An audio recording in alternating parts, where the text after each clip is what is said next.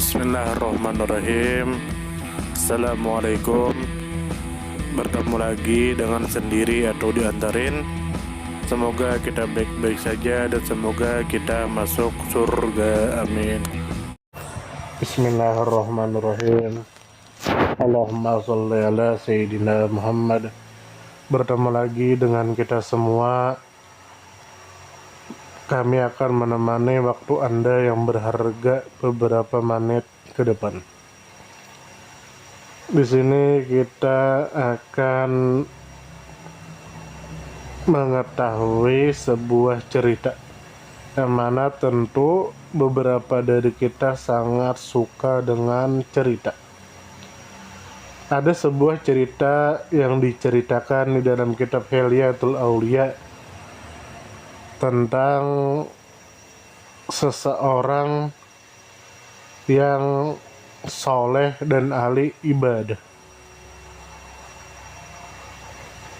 Orang yang soleh dan ahli ibadah ini sudah terkenal di tengah masyarakat dan tidak diragukan lagi kesolehan dan ahli ibadahnya. Akan tetapi di dalam kitab itu tidak dijelaskan secara rinci siapa beliau. Profilnya tidak dijelaskan secara rinci. Hanya disebutkan nama dan ceritanya. Beliau ini sebagai manusia biasa tentu pasti memiliki keinginan untuk memakan makanan yang enak. Dan beliau itu ternyata sangat ingin makan daging.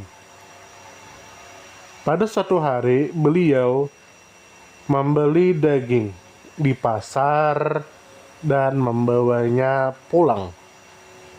Dalam perjalanan, tiba-tiba ada seekor burung pemangsa terbang mendekat dan mencuri daging yang beliau beli di toko daging. Tentu saja beliau terkejut. Namun demikian, beliau tidak memilih pulang ke rumah dan tidak menggerutu. Tapi beliau pergi ke masjid untuk berpuasa.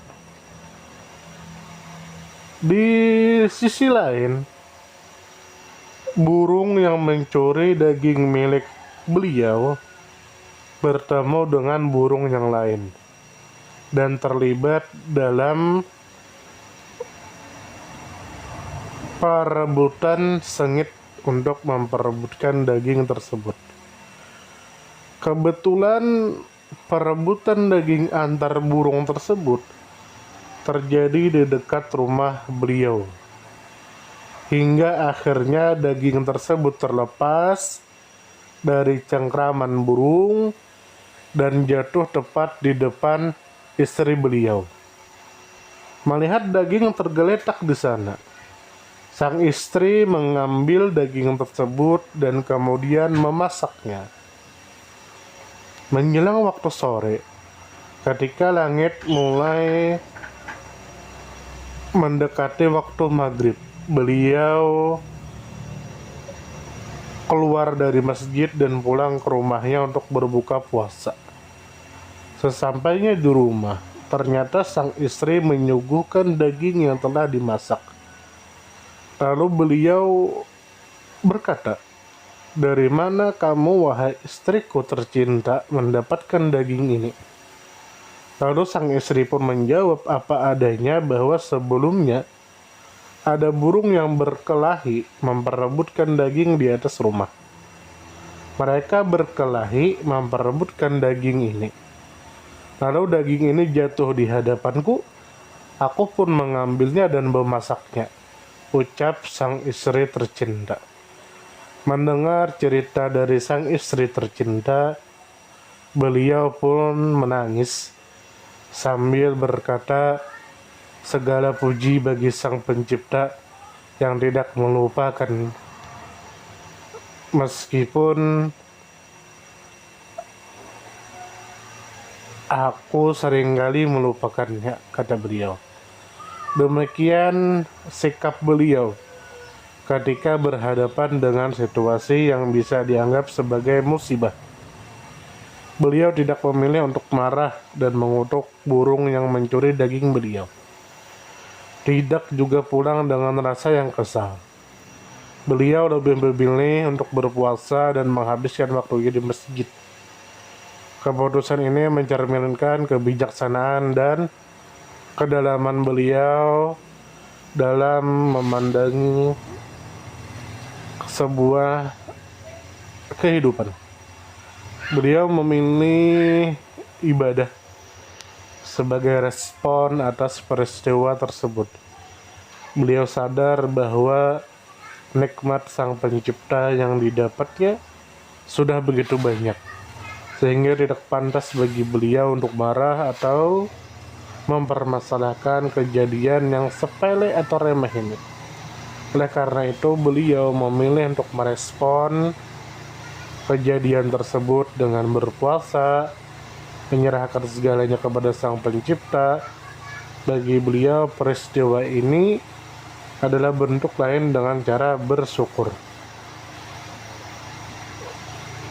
Beliau pernah berkata sebagaimana dikutip oleh Imam Ibnu Katsir dalam tafsir Al-Qur'an,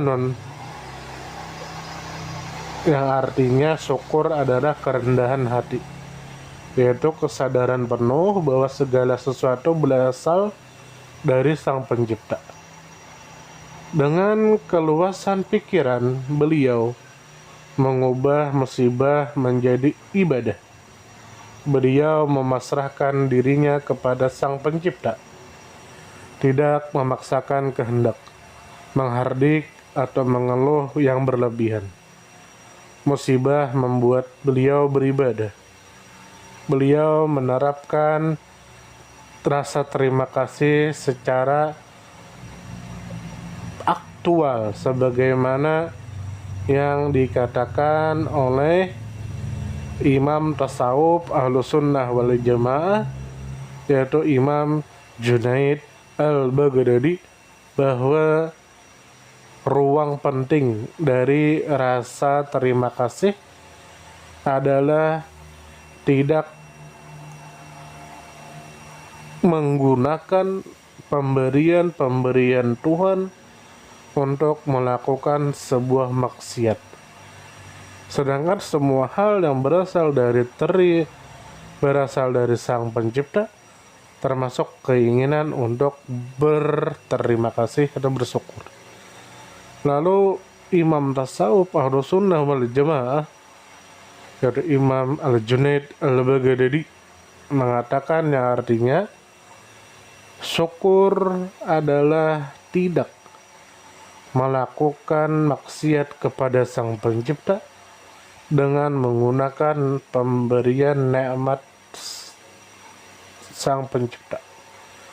Atas dari ini, beliau berserah diri, merendahkan hati dan pasrah, karena sebanyak apapun manusia berterima kasih, tidak mungkin menyamai pemberian yang Sang Pencipta berikan. Jangankan menyamai, menghampiri saja tidak.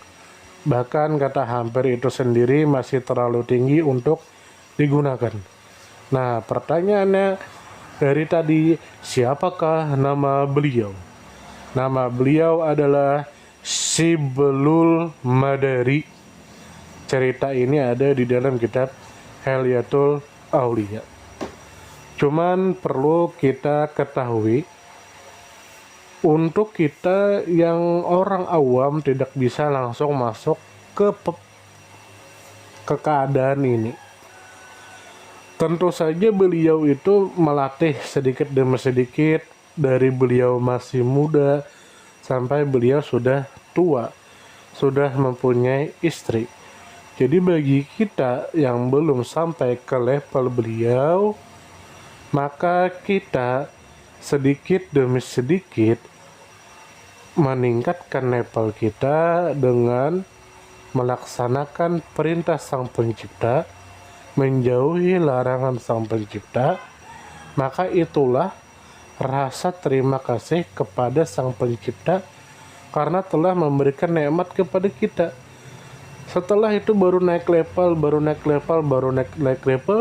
sampai kita bisa menyamai seperti beliau. Memang untuk saat ini kita yang masih awam tidak bisa seperti itu, tapi tidak masalah. Kita naik level sedikit demi sedikit sampai kita levelnya tinggi. Nah, jadi dari yang kita bisa ambil dari sini adalah rezeki kita bagaimanapun pasti akan kembali ke kita. Bagaimanapun, misalnya besok kita akan diberikan uang 50.000, maka bagaimanapun caranya 50.000 itu akan kita miliki. Adapun jika besok kita tidak diberikan uang 50.000, maka bagaimanapun caranya uang itu akan hilang dari kita. Entah digunakan untuk sesuatu yang tidak bermanfaat, atau hilang, atau kita rugi, dan lain sebagainya. Nah, jadi tidak ada maksud untuk menggurui, ini hanya cerita untuk kita semua, sebagai bahan pembelajaran untuk kita semua. Jika kita ingin meningkatkan diri kita, maka kita harus berterima kasih kepada Sang Pencipta.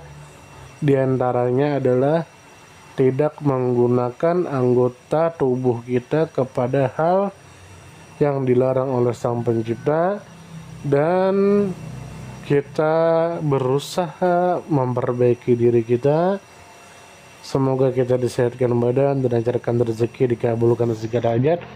Mohon maaf, salam damai. Terima kasih banyak. Mohon maaf jika ada salah. Silahkan jika suka ditekan tombol like, silahkan share, dan jika ingin memberikan saran dan komentar, silahkan komen. Semoga kita baik-baik saja, semoga kita masuk surga. Wassalamualaikum warahmatullahi wabarakatuh.